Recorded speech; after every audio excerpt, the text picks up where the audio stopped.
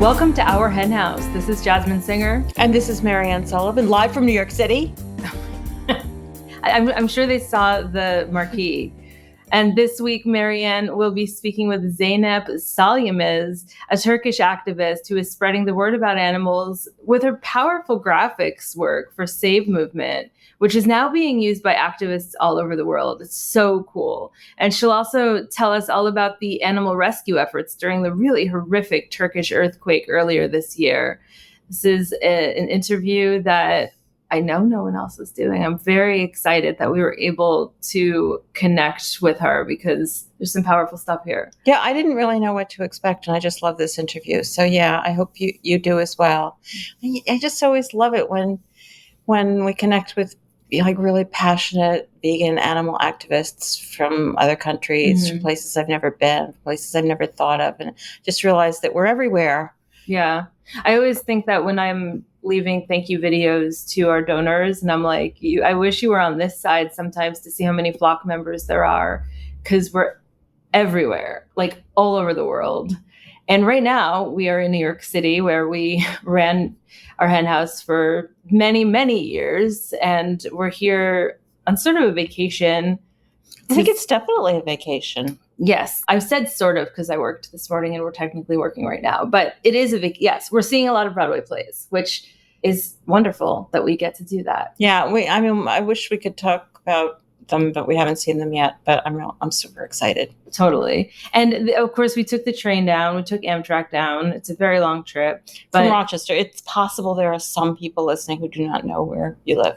From Rochester down to New York City, it's like a 7-hour train ride. Which should be like a 4-hour train ride, because this country does not have adequate trains, right. And it's just driving me crazy. Joe Biden was supposed to be Mr. Amtrak, and he was supposed to be like remaking the trains, and they're not remade. They're always late. Yeah. I mean, they're nice. But right. They're not super nice. I'm sure it's like when you go to other countries and you've been in the New York City subway and you think that's what subways are like, and you go to other countries and it's like, wow, right. This is beautiful. Yeah. Well, I'm sure other trains in other countries are beautiful too. Like, it's just annoying. I love trains. It was still a lovely drive. By the way, driving would have taken a lot less time, but who wants to do that? And flying takes like 45 minutes. Well, it takes 45 minutes once you've gotten to the airport, waited for the plane, like the plane was late, then you sit on the plane and then it takes off, and then you get to this other airport that's not anywhere. I mean, then you're in New York City at JFK, which is like okay. out. All right. Yeah, I don't like to fly. I don't like to fly. And also, in the middle of the whole thing, you're in this sardine can with a bunch of people, with like really, really crowded bunch of people, and breathing stale air and up really high in the air, and could die at any moment. So yeah. Other than that, anyway, there is also really lovely Amtrak food that is vegan. Do you think I'm becoming eccentric as I get older? Eccentric is definitely one word. I'm not sure it's the first one that springs to mind, but I think you have to watch it as you get older to not sound really crazy. Okay. All right. No, you gotta be careful. Forget I said anything about flying. Oh my God. Okay. So the front of the USA Today, while we were traveling, we saw this. The front cover of the USA Today, the next pandemic could spring from the U.S. meat supply, new report finds. This has been getting really amazing coverage. Like, I'm not sure it's going to do anything, because as Delcy Winders, who is quoted throughout, very lovely quotes, by the way, really brilliant quotes, says at the very end, "Don't we see the writing on the wall? Scientists are telling us there's a looming threat of a zoonotic outbreak that could make COVID look like a cakewalk, and we're still just ignoring it, even after what we've gone through over the last couple of years." Yeah, that really says it all, doesn't it? Well, it doesn't say it all. It says a lot about this piece of it. Yeah, pandemic risk. Interesting that this is something that like kind of broke through with all of the horrors of animal agriculture. So good for these folks at Harvard, and in particular, the researcher there, the woman who really put this whole report together. I'm sure she wasn't the only one. She's one of the lead authors. And she's the associate director of policy and research with the Animal Law and Policy program at Harvard Law School. That's Ann Linder. And she seems to be, the spokesperson for it. But good for these folks at Harvard. This was also, it was a combined report from the Harvard Law School and New York University programs. So sometimes it seems like academics, like, it's like, what are we really doing here? Like, get something done. And here we are on the front page of USA Today, terrifying people. And this article is really good. Like, it has quotes from the meat industry, but it's kind of, the meat industry's quotes end up being sort of like our quotes usually end up being, like an aside. They have to fit it in at the end, not the theme. And this unbelievable photograph from Joanne MacArthur of, you don't even want to see this photograph of these little mink kits. I guess that's what they call baby minks, kits, in this horrifying cage. And yeah, is this the thing that's going to scare people finally? Like, and show them that what we're doing to animals is really, really sick? Because I don't get it. I don't get it. I say that every week, don't I? I don't get it, why people don't get it. Yeah. So, but good for these folks at Harvard and NYU. They really broke through. And for Delcy, she was not involved in doing the report because she's, of course, at Vermont Law School, which also has an Animal Law and Policy Institute. But she was heavily quoted, as a person in the know about these issues. And she really got a lot of great points across. I highly recommend checking out this article. Yes, definitely.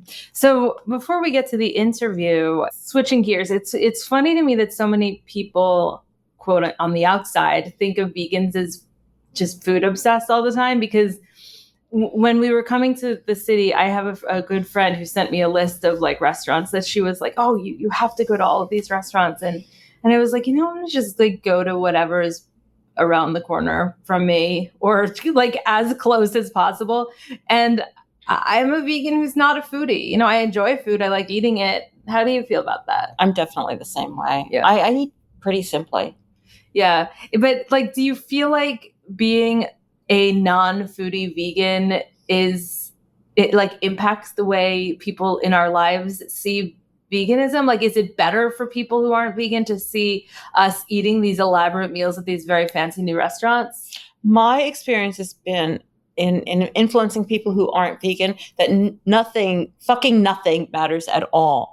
That's pretty much my experience. God, like, whether I was a foodie or not, like, would not make them think for one instant about whether it's a bad idea to eat a living, breathing creature. Are you throwing in the towel? No, because you sound like it. I have sounded negative for my whole life. Don't accuse me of giving up. I don't think you'd ever give up.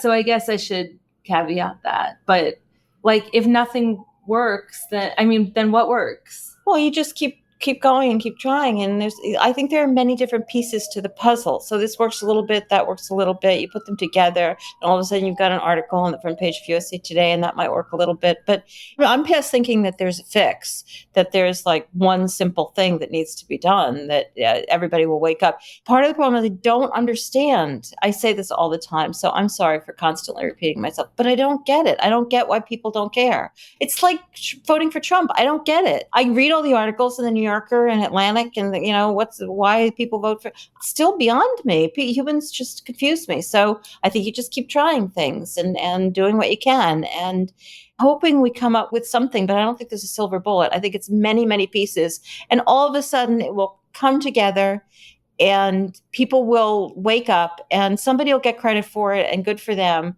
But it is the result of a myriad of efforts by many different people doing many different things. That last part, I could not possibly agree with more. Like, I was thinking about cultivated meat and also just like the rise of plant-based No, there's no silver bullet. Well, but I was thinking about the fact that like these movements, if you want to call it that, or these, directions that we seem to be going in as a society, they're not being driven by vegans or the animal rights movement, but I think that they were buoyed by vegans and the animal rights movement. It makes me think of someone like teaching a little child to ride a bike, and they're like, the training wheels are off for the first time and they're holding the back of the bike. Like, for me, it was my mom. And then at some point she lets go. And like, to me, that's the vegans. Like, we were the ones holding the bike and letting it go. And now, nice metaphor. The only thing that's a little worrisome is that we're not the ones riding the bike, so we don't totally know where the bike winds up. Right. We could totally let go of that bike seat and think everything's fine, and boom, crash, the kid falls over. Right. Yeah, that's why I don't think there's a silver bullet. I don't think it's like, oh, once cultivated meat gets, cheap and everybody can get it, we'll be fine. No, it's just I don't think there's anything that's a fix. But I do believe that it's possible, not necessarily going to happen, but possible that we can make real change in how many animals are tortured and killed for food if we keep trying whatever we try. And that's like why, what our hen house has always been about. I know someone let me just end with this before we get to Zeynep. I know someone who cares about animals a lot. She's a real bleeding heart.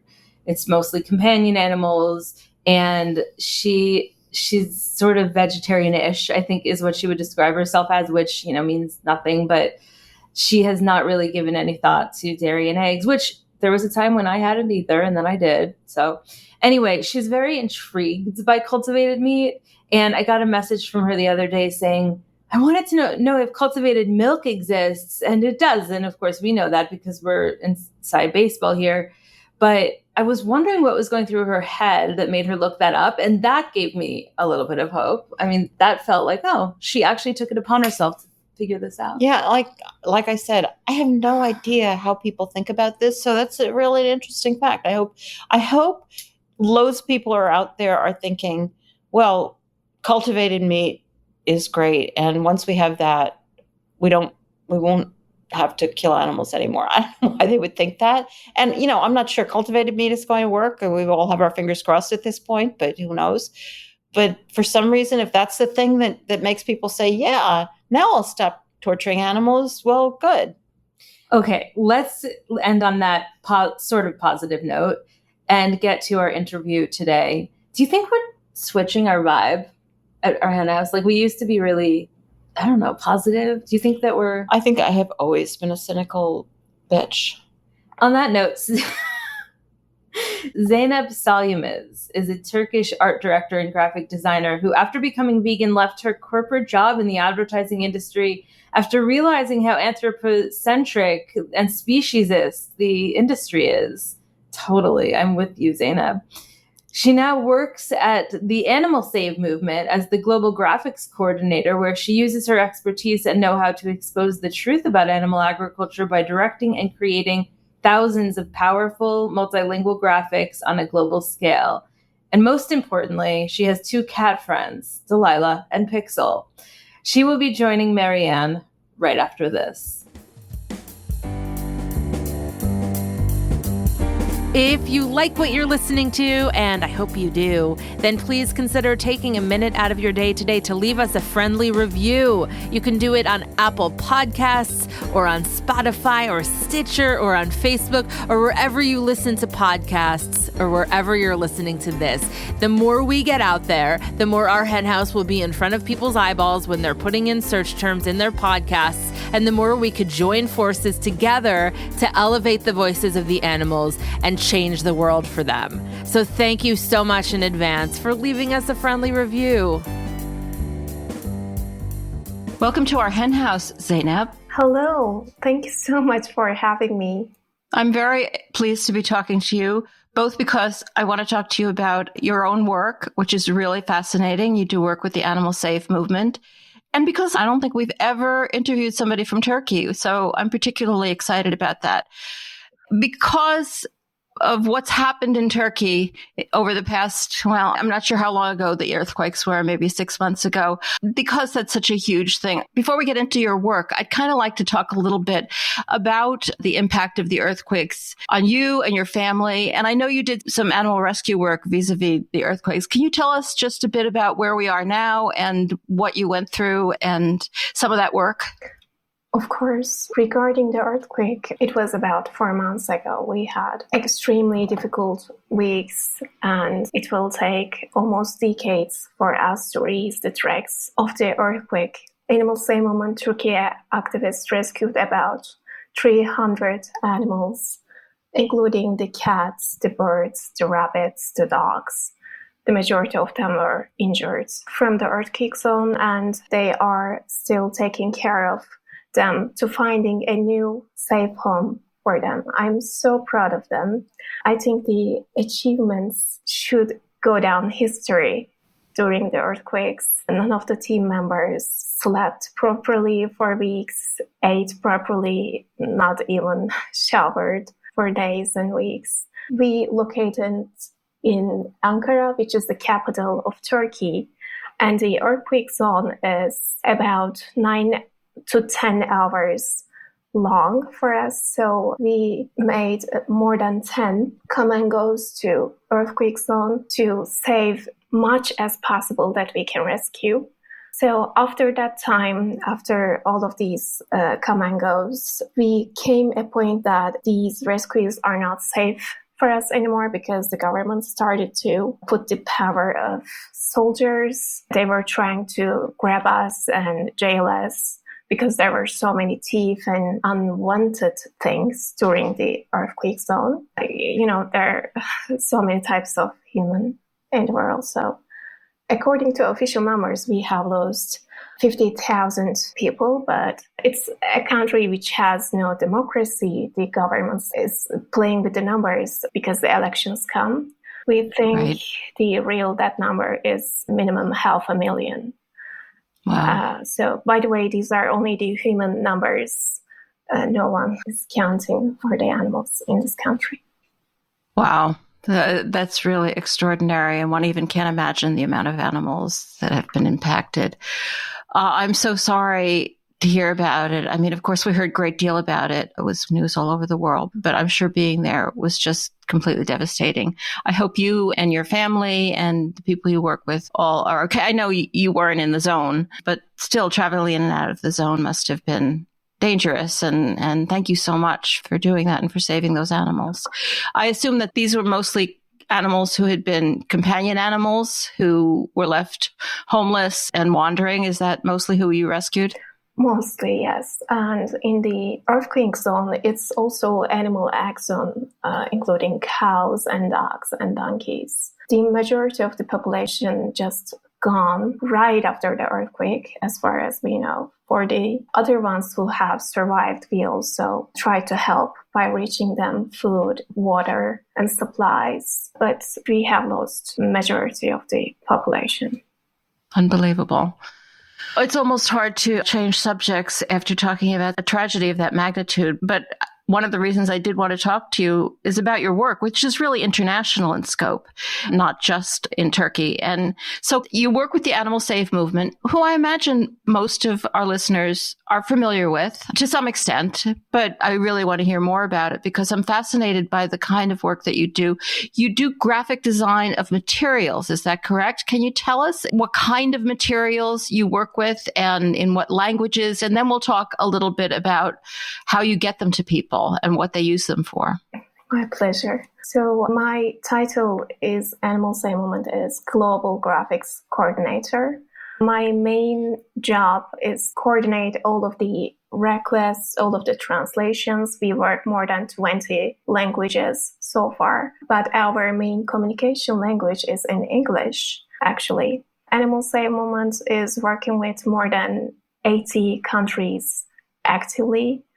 So far, I'm trying to up high our language, the translation numbers, so we can reach our voice to every single corner of the world. One of my main responsibilities is also enlarging the languages so we can reach the diversity goal that we need to get in. I want actually 30 languages before we finish the year. I'm not sure I will manage, but I'm trying to reach my goal. Who do you work with? Presumably you don't know 200 languages unless you're really, really multilingual. So who do you work with to translate Animal Save's materials into other languages? And how are you sure that the right message is getting out? How do you do that? It's actually all about the teamwork, in my opinion. I only coordinate the things, all of the requests, that's all. And I'm also creating the visual communication language, but the individuals, the local activists get in touch with us. I want this in Italian language or in French. With their help, we enlarge our languages. It's all because they are there for help to enlarge the message. Actually, it's not me. It's really not about well, good. me.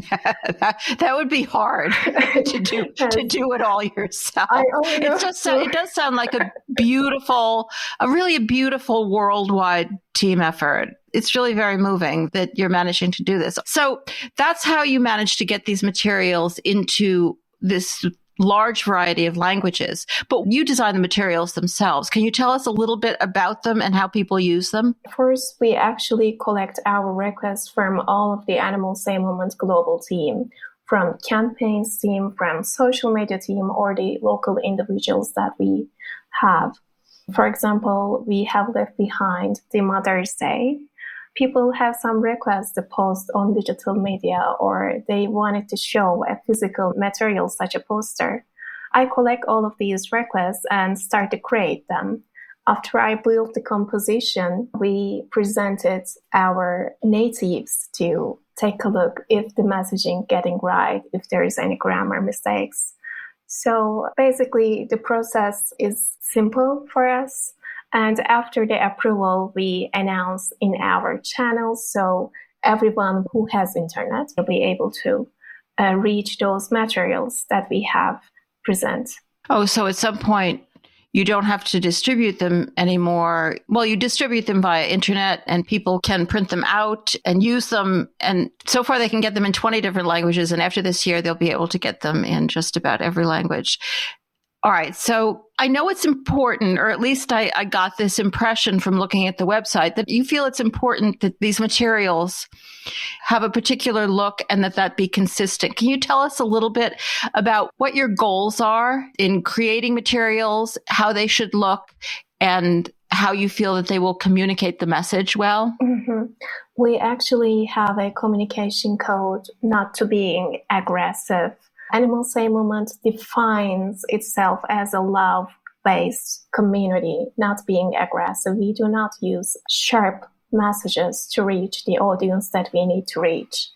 And of course, we have a communication language codes, our branding colors, our branding fonts, the photographs, the composition that we build has a code actually.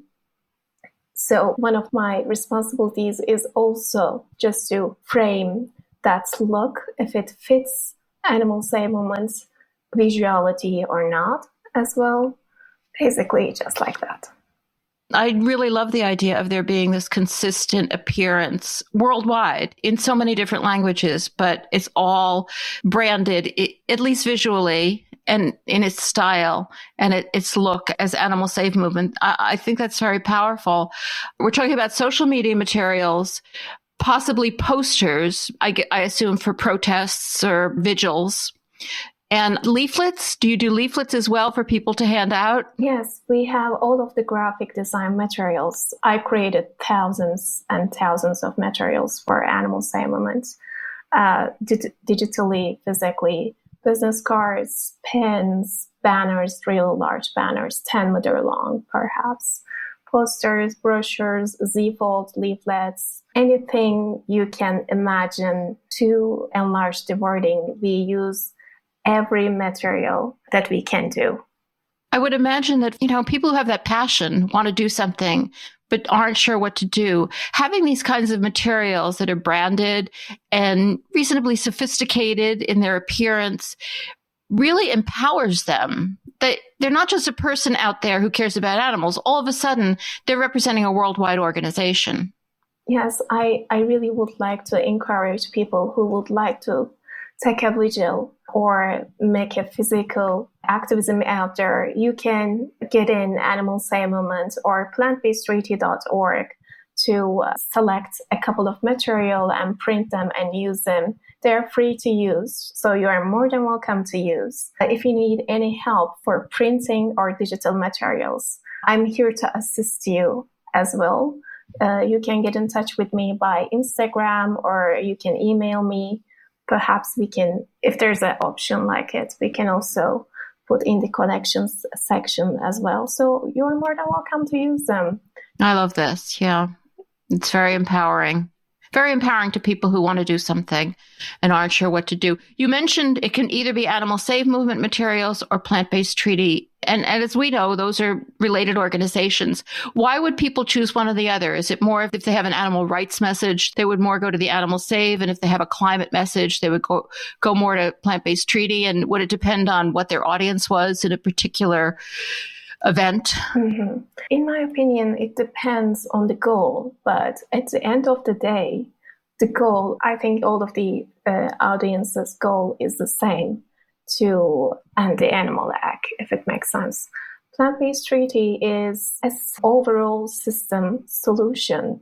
As all of the audience know, there is a climate, ocean and biodiversity crisis, and fossil fuels and animal agriculture are the driving force behind runaway global warming, as well as extensive biodiversity loss, large-scale deforestation, species extension, water depletion, and ocean dead zones, etc. Addressing only fossil fuels is not enough. We need action on food systems too. That's where Plant-Based Treaty comes in.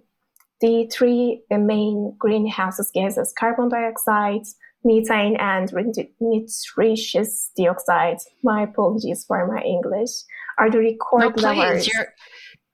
Your English is much, much, much better than my Turkish, I can assure you. You're so cute. Thank you. So these three main gases are in record levels and rapidly accelerating. And animal ag contributes to all three, but the main driver of methane and nitrous oxide emissions globally. So that's where Plant-Based Treaty came in. It's a system solution to create a better planet using the system, because I do not know how can I say, going vegan is so precious and so valuable, but it may not be enough to save the planet in the time that we need. So we need a system solution. That's where Plant-Based Treaty comes in. If you would like to read more about Plant-Based Treaty, I would like to invite all of the listeners who are listening my voice right now, plantbasedtreaty.org. So please sign the Plant-Based Treaty. It's free. You do not have to pay for anything. And at the end of the day, you will make a really good thing for our planet. We use those signatures in climate summits to enlarge our effects on the politicians, so they can put on the table, just like the fossil fuels, put on the table the plant-based food solutions too. This is the reason why we so focus on Plant-Based Treaty, because it is so urgent that we need to act right now. Yeah, absolutely. And I should mention, Anita Kronj was on the podcast, but a long time ago when she was really just first starting. So I would strongly encourage people to go back to the website, because a lot of progress has been made since then. And I just have to say, like, you hear so many people talking about how we need system solutions. And then some of them, seem to think that individual solutions are unrelated to system solutions. But I don't think that's true. Going vegan yourself is a step toward, but it can't be enough. What you're doing is really telling people, well, you can be part of creating a system solution. Going vegan isn't your only job. You actually can do this. You can be part of this. And I think it's so empowering. And I'm just going to read something off of the website, which I just found almost chilling in its hopefulness. The theory of momentum-driven organizing suggests mobilizing at least 3.5% of the population in nonviolent direct action and persuading majority public opinion for there to be major progress in the goals of achieving social change. 3.5% is a very small number. But when you're fighting for something that's right and that makes sense and that you can communicate, and you do manage to communicate, it really is enough to change the world, isn't it? I think so. I believe so. We also heard that through both these individual and system change together, the communities, the businesses, the governments can work together at all levels and point out the invitation. We also wrote that adopting a vegan diet is the single biggest action a person can take for the planet, and the IPCC agrees that a shift towards a plant-based diet can significantly reduce food-related greenhouse gases. This info, I think it's so beautiful, so I would like to read it out. An Oxford University study calculated that large changes in the food system would be necessary. That is, everyone adopting a plant-based diet on a global scale to reduce food emissions as much as 70%. It's really a huge number, 70%. It's tremendous. Just by eating plant-based food.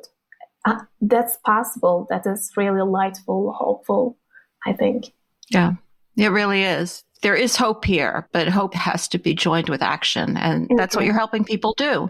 And if there's somebody listening here, an individual or an individual with a few people, and they want to start a chapter, how do they end up talking to you to get those materials? And what resources do you provide them with to start off with? If you would like to start a new chapter in Animal Save Movement, please visit animalsavemovement.org.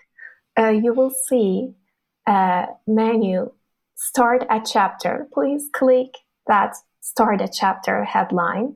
You will see step by step, or you can just get in touch with us. We have also our email address, hello@animalsavemovement.org. So we are here to help whatever you would like to do. It can be climate-based solution, health-based solution, or PBT solution, or animal safe, more ethical-based activism, whatever you would like to do on the field. We are here to support you. Please just do not hesitate to get in touch with us. You can just click the animalsavemovement.org. It's amazing. It really is. The way you're putting this together and the way it really feels like it's planet-wide. That by clicking that site on animalsave.org, you're connecting yourself to people all over the world who get it about animals and who get it about how we're going to lose the planet if we don't do something. Once they start a group and get in touch with you, how do they know whether they're being effective? Do they have ways of tracking the work that they're doing? There are lots of different cultures in the world, and Animal Save Movement is an international organization that works more than 8 countries. So the meaning of being effective can be changed in every single country. For example, in Toronto, making a pig safe vigil is so effective in that area. But I live in Turkey, for example. We cannot do anything related with pigs because Turkey is a Muslim country and they have so big boundaries with pigs. People who got religious, people who see the pigs so forbidden, they are dirty, they must be in hell kind of things. So the communication language and being effective can be changed in every single country. This is the reason why, for example, in Turkey, we are focusing on plant-based treaty. We are talking about plant-based food systems instead of trying to tell people veganism, because veganism is so new in Turkey and people have really big boundaries on veganism. So being effective can be different in every single country. For example, in Africa, they're also focusing on plant-based treaty as well. But for example, in India, which is a culture which is related to plants so beautifully, it is so easy to talk about veganism, for example. Yeah. So it can be changed in every single country. This is the reason why. So for every type of location, we create a different tick to communicate the target group. This is the reason why we have thousands and thousands of graphic materials, because we have thousands of different cultures and audience. That makes so much sense. And it's amazing that you've created all of those materials. But pulling back from the worldwide movement and just focusing on Turkey, is there an Animal Save chapter in Turkey? And what kind of work does it do? Yes, Animal Save Movement Ankara chapter was opened 4 years ago.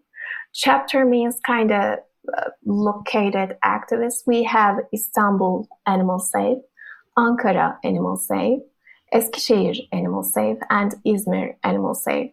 So we are located 4 main cities in Turkey. And what we are doing is there are so many different activities that